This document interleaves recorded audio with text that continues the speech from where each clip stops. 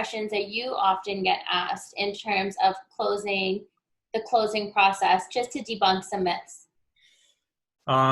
Yes. So, okay. Your closing proceeds will come into my trust account first. I then pay off everything that needs to be paid. So your existing mortgage, if you have Okay. a mortgage and a line of credit, both of them, any property taxes owing on the property, Yeah. and then of course the legal fees, and then the balance of proceeds is released to you.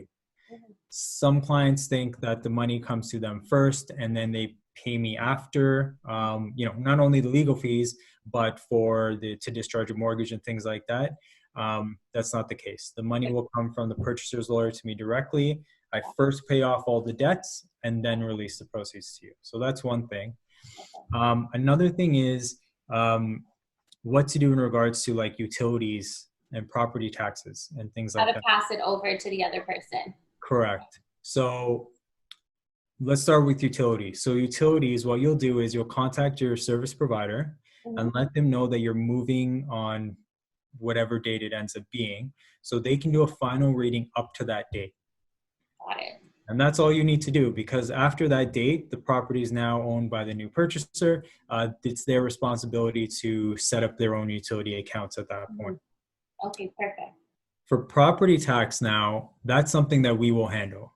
Mhm. So once the deed is registered, it shows that you've been taken off title. We actually forward a copy of the deed and a cover letter to the tax department to make sure they update the property tax bill. So when it comes, it's now in the new purchaser's name and not yours. Mhm.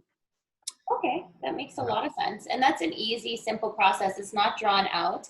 And you actually have like a to-do list. I mean, obviously you can send this video to your clients to let them know this is the process, but you also have your checklist that you send over to clients when it comes to closing, right? Yeah, we send instructions on all of this. We also have an online portal that can help facilitate these type of things, like transferring utilities and things like that. So it's a pretty easy and seamless process. Yeah. And so your firm is very good with communication as well, because the last thing you want is a lawyer who is not communicating with you during the process of closing. And I know that you serve such a vast majority of a demographic. So it's good to know that you can speak to any person about the process. Yeah, so our policy is we respond to clients within 24 hours. Ooh, okay, that's Typically, we have enough staff and our processes are efficient enough that we can get back to clients pretty quickly.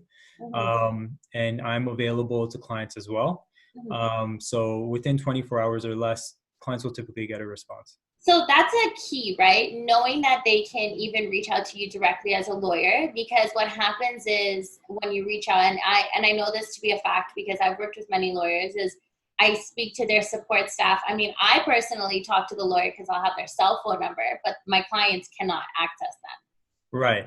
And yeah, so like I said, I'm available to all my clients. them.